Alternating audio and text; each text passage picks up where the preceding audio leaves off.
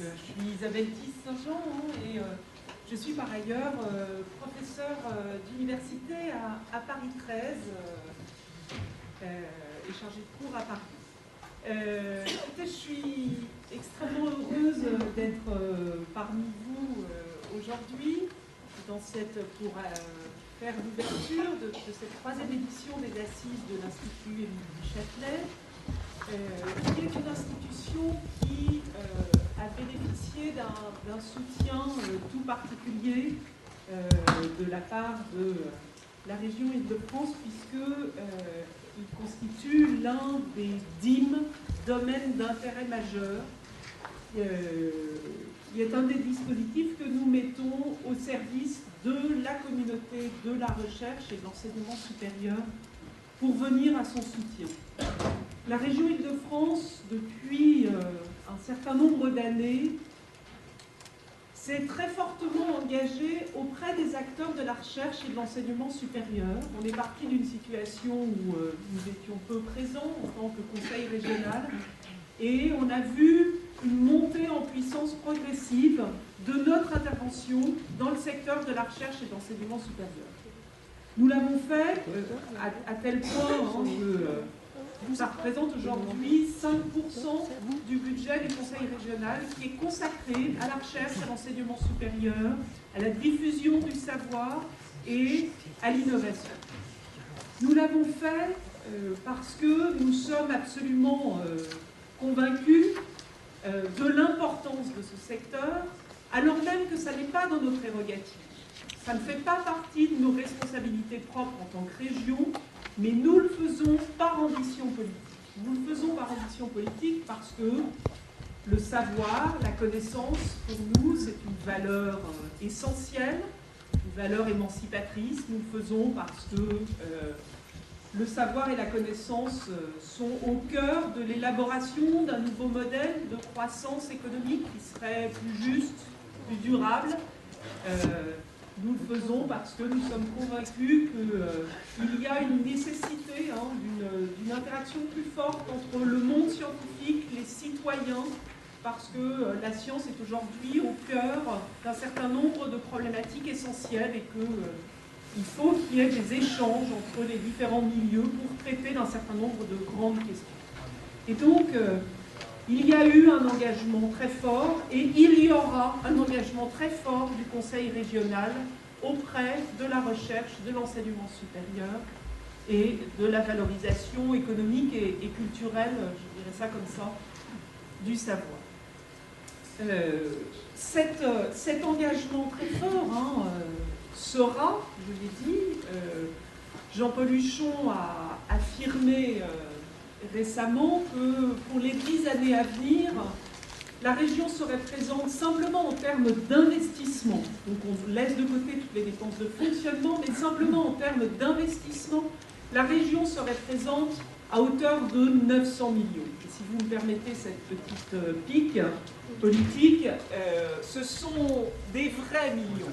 Ce n'est pas des millions fictifs qui sont en train de flotter autour de nous, de nos laboratoires et de nos universités, et qu'on ne voit jamais se poser. Les millions, le milliard qui a été engagé par la région dans les années précédentes, c'est un milliard qui s'est traduit en bâtiments, en bibliothèques, en grandes infrastructures type Soleil, en maisons de l'étudiant qui sont en train de s'ouvrir sur les différents campus, en allocation de recherche, en post-doctorat, en soutien à des réseaux thématiques sur, par exemple, la thématique du genre. Et la région Île-de-France a soutenu très fortement votre collectivité de recherche depuis maintenant 2006, date de la création du réseau DIM. Ça s'est traduit par le financement de 50 allocations de recherche depuis le début, 25 allocations doctorales, 25 allocations postdoctorales, et je crois qu'on peut se féliciter du rôle que nous avons eu en tant que conseil régional pour la structuration du réseau très divers que vous représentez de recherche, la possibilité qui vous a été donnée de travailler tous ensemble ensemble, toutes et tous ensemble, au sein d'une institution, là où en ce moment la politique nationale sur la recherche est une politique dont le principe premier est un principe de mise en concurrence systématique, mise en concurrence stérile, pour sélectionner soi-disant l'excellence, abandonner le reste, là où nous pensons que l'excellence viendra de la mutualisation, de la mise en réseau, de la valorisation des forces extraordinaires de la recherche francilienne, où qu'elle se trouve, sur l'ensemble du territoire. Nous avons cette responsabilité énorme d'avoir sur notre territoire 40% de la recherche française qui est concentrée, 17 universités, un nombre, des centaines d'écoles et de grandes écoles parmi les plus prestigieuses. Je suis particulièrement sensible à la question de la discrimination, même si je sais que ça n'est pas l'unique angle d'attaque de vos travaux, mais malgré tout, il y a des forces de rappel et je voudrais juste mentionner 2-3 éléments qui sont moteurs dans la préoccupation que je peux avoir sur cette question-là. Les femmes et les carrières scientifiques. Le très très faible nombre de femmes dans les carrières scientifiques. Les femmes dans les carrières académiques. 10% des professeurs d'université sont des femmes. Les femmes et la politique. Parité oblige, à peu près la moitié des conseillères régionales sont des femmes.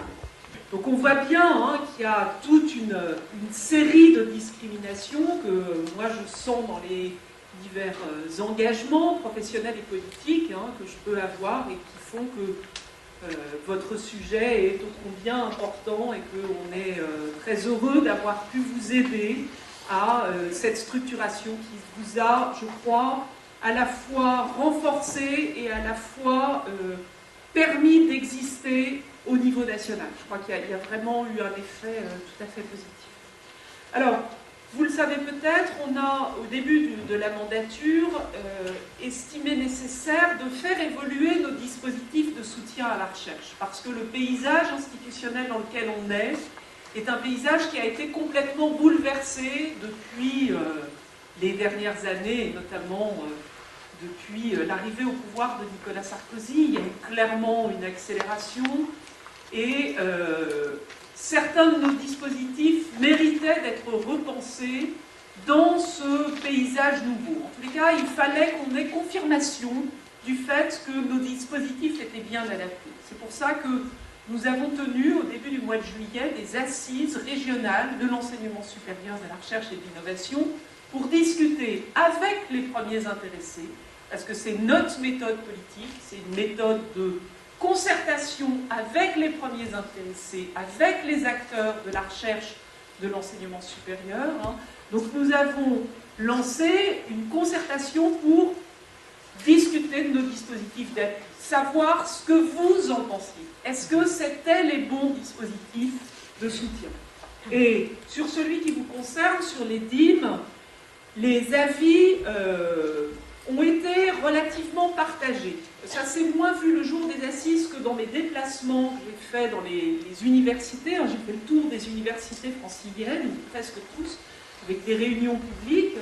Et les avis sur les DIM étaient partagés. C'est-à-dire que certains, comme vous, étaient absolument enthousiastes en disant « Les DIM, c'est formidable, parce que les DIM, c'est ce qui nous permet de travailler ensemble sur une thématique donnée.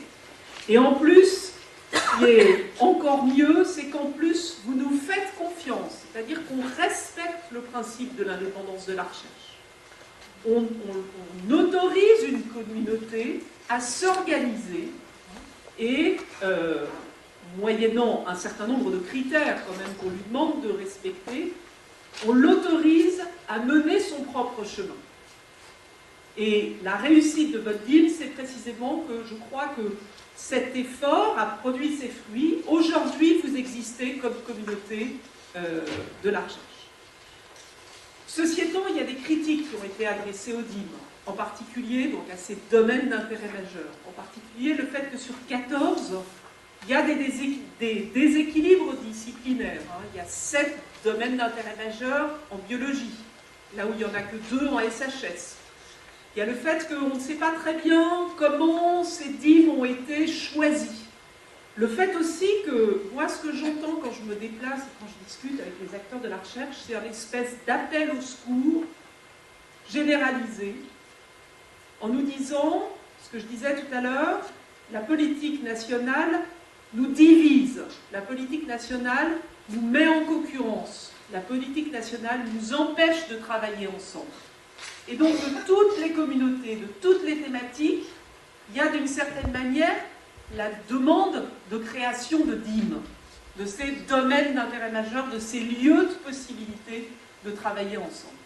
Donc la façon dont il faut qu'on traite cette question-là, c'est en faisant en sorte que les domaines d'intérêt majeur soient pensés comme des dispositifs transitoires, d'appui, de construction d'une communauté, d'aide à une communauté pour qu'ensuite elle puisse évoluer de manière autonome. C'est-à-dire qu'on porte l'enfant jusqu'à ce qu'il marche sur ses propres jambes hein, et qu'il puisse avancer tout seul.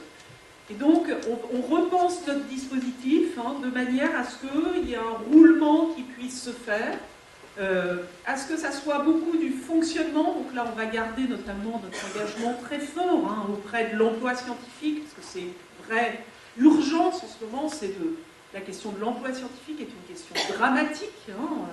Le manque d'attractivité de nos carrières est extrêmement préoccupant. C'est la recherche de demain qui est en jeu. Je crois que c'est pas trop grandiloquent de dire ça comme ça. Donc il faut qu'on vienne vraiment en soutien aux jeunes pour qu'ils s'engagent dans la carrière scientifique ou académique. Hein. Je dis scientifique, c'est un peu rapide, mais académique, les carrières académiques. Donc on continuera dans ce sens-là. Il y aura une politique d'investissement qui relèvera d'un autre dispositif. On sera toujours à vos côtés pour ça. Et puis, un roulement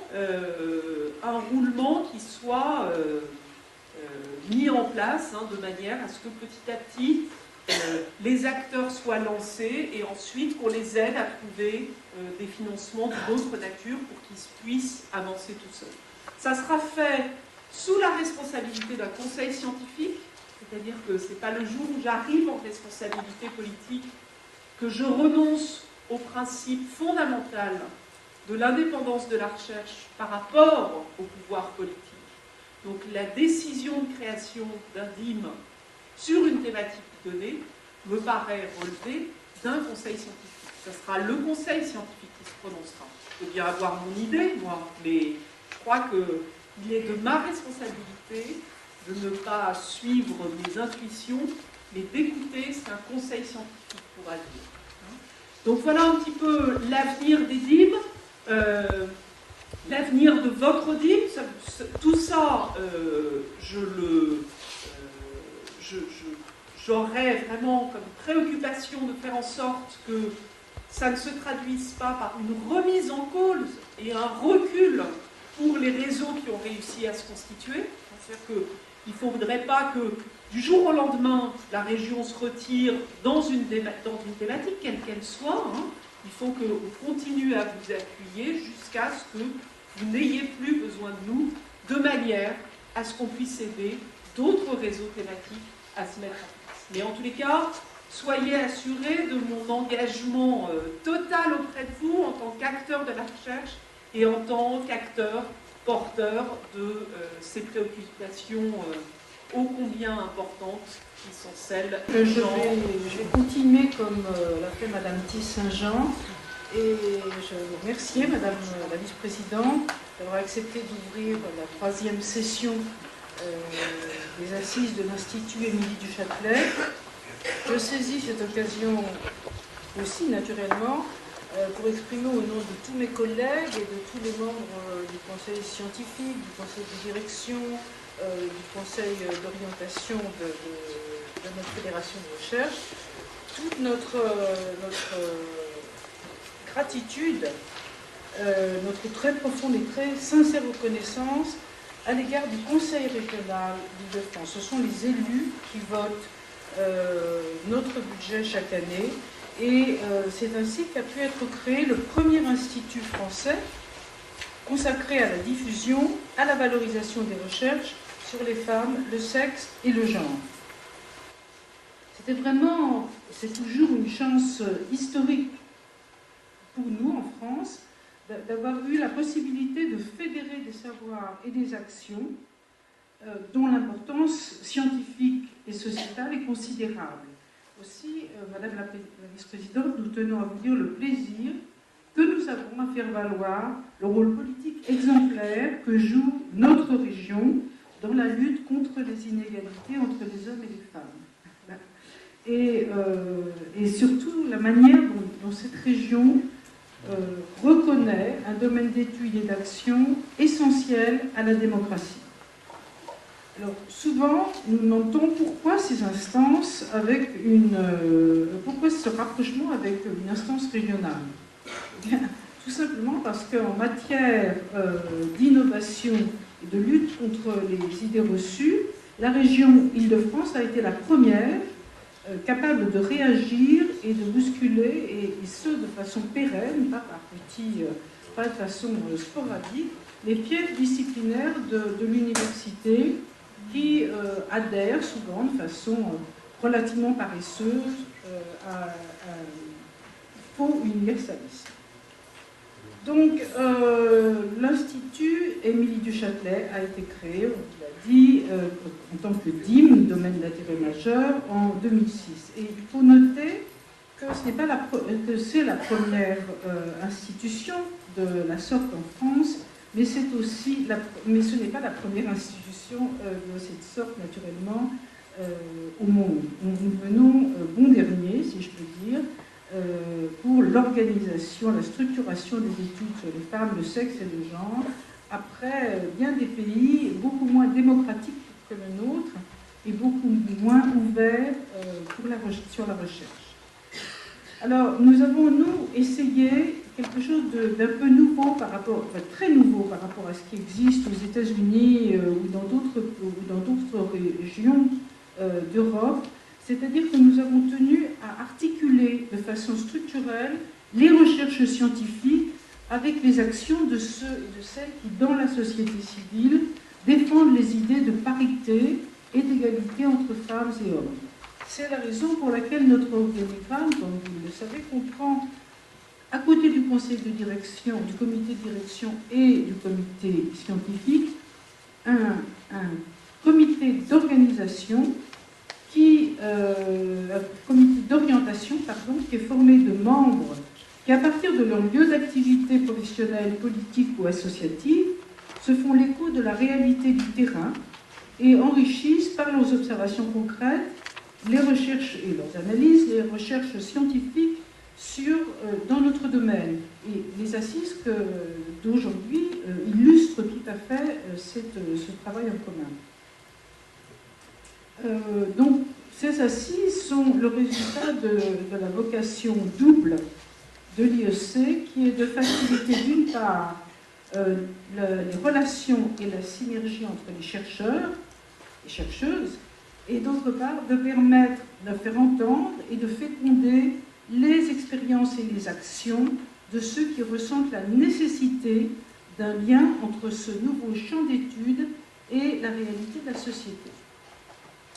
Étudier, chercher est fondamental. Dans le domaine qui nous concerne, plus que dans tout autre, un pont est aussi nécessaire entre la recherche et ses applications concrètes. Et puisque ce domaine est encore si peu inscrit dans les institutions de notre pays, il faut s'attacher à transmettre aux plus jeunes les pistes et les outils que nous avons élaborés. On sait que depuis des siècles, la société s'est révélée très inégale, très partiale vis-à-vis des femmes. Mais on sait également qu'on ne peut abolir d'un coup de baguette magique l'inégalité structurelle entre les femmes et les hommes, et qu'il s'agit dans une société qui proclame sa modernité démocratique et rationnelle de trouver des moyens de faire céder les réticences, les verrous, et ce, domaine par domaine. C'est une tâche extrêmement difficile à laquelle nous avons commencé à nous atteler il y a 4 ans. Est-ce que le bébé marche déjà? Il faudra en rediscuter. Pourtant, nous avons pas mal avancé, et pour ce qui concerne la structure et le fonctionnement de l'IEC, vous en saurez davantage en consultant la plaquette rouge et noire qui vous a été remise à l'accueil. Je voudrais plutôt insister sur les résultats que le travail de diffusion et de valorisation accompli par notre fédération de recherche commence à engranger. En effet, on assiste actuellement à une propagation nouvelle en résonance très manifeste et annoncée avec le domaine d'études de notre fédération dans plusieurs institutions d'enseignement et de recherche. Citons, hors de notre région, l'université de Lille 3, qui a décidé de flécher un poste de maître de conférence intitulé « Femmes, sexe et genre », sur le modèle de la réflexion de notre institut. Citons, dans la région francilienne, l'université de Paris 1, Panthéon-Sorbonne, qui a créé un axe de recherche transversal, genre, rassemblant 5 équipes d'accueil et 9 UMR. Citons l'université de Paris Diderot, Paris 7, qui est à l'initiative l'an dernier de la création d'un pôle d'égalité entre les sexes, et qui regroupe naturellement plusieurs institutions. Citons parmi les nouvelles créations la décision par l'École normale supérieure de fonder une chaire d'études féminines et celle de l'Institut d'études politiques de Paris d'ouvrir un programme d'enseignement sur le genre et de créer aussi une chaire d'études sur le genre.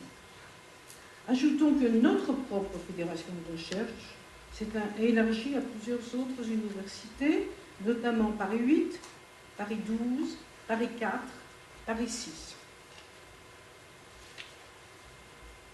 Pour rester dans la métaphore, parlons de récolte encore.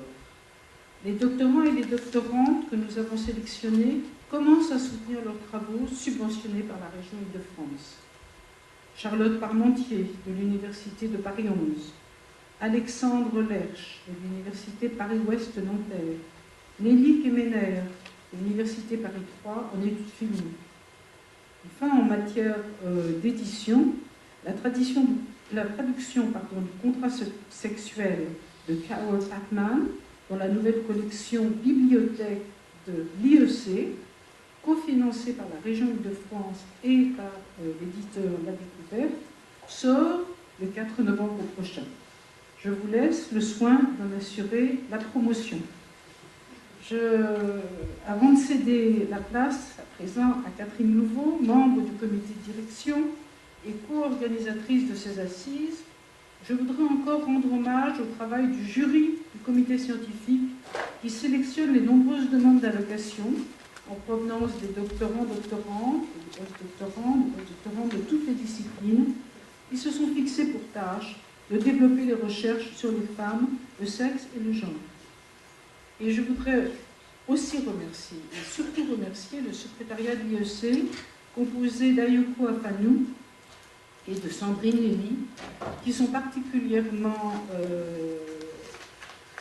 importantes lors de l'organisation de ces assises. Je vais vous parler des assises de l'IEC en général. Comme vient de le dire Françoise Barré-Ducrot, l'IEC est donc attaché au dialogue entre monde de la recherche et société civile, et donc le conseil d'orientation qui a été mentionné, qui fait partie de nos structures, est donc constitué en effet de représentants du monde associatif, de collectifs, de réseaux, du monde des entreprises de la région, pour rester, comme on l'a dit, à l'écoute des besoins en matière et des urgences aussi en matière de politique de genre.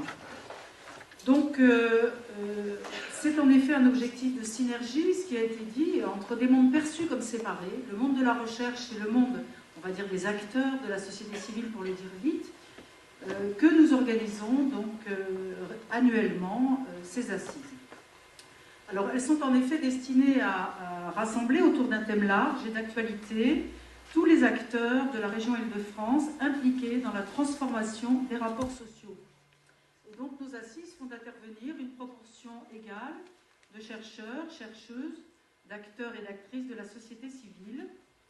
Elles ont pour objectif de faire apparaître les problèmes, les avancées, les besoins, les talents aussi des diverses communautés impliquées, ainsi que l'intérêt de leur partenariat. Alors nos assises dites de l'IEC s'intitulent en fait les assises annuelles pour l'égalité des sexes. Alors dire, rendre visible, analyser pour comprendre, et encore intervenir, agir, s'atteler à produire de la transformation, échanger, dialoguer, débattre de manière croisée entre la tribune et le public, tenter bien sûr de faire surgir des conclusions, voire des propositions, des pistes d'action et des formes de mobilisation. Telles sont les ambitions de nos journées. Alors les assises précédentes, les premières assises ont eu lieu en 2008. Elles étaient intitulées « Résistance à l'égalité femmes-hommes ». Alors quelques mots. Comment expliquer la contradiction existant entre, d'un côté, des principes affichés d'égalité entre femmes et hommes, et, d'un autre côté, la persistance de pratiques aussi inégalitaires dans toutes les sphères de la vie sociale. Telle était la question centrale de la première édition en 2008, donc des assises. L'objectif a été d'identifier les sources, les formes et les domaines de résistance à l'égalité. Alors résistance, dont on a observé qu'elle se manifestait à tous les plans de la vie sociale, l'accès au pouvoir politique et économique, le travail, l'emploi, la pratique des sports et des loisirs, l'éducation, l'enseignement. L'année suivante, en 2009, les assises ont été intitulées « Égalité des sexes et sexualité ». On pouvait observer, on peut toujours observer qu'en matière de sexualité, les comportements des femmes et des hommes tendent à se rapprocher et que les attitudes sont devenues plus tolérantes à l'égard des orientations sexuelles, quelles qu'elles soient. Pourtant, la sphère de la sexualité reste l'une de celles où les principes d'égalité s'instaurent le plus difficilement.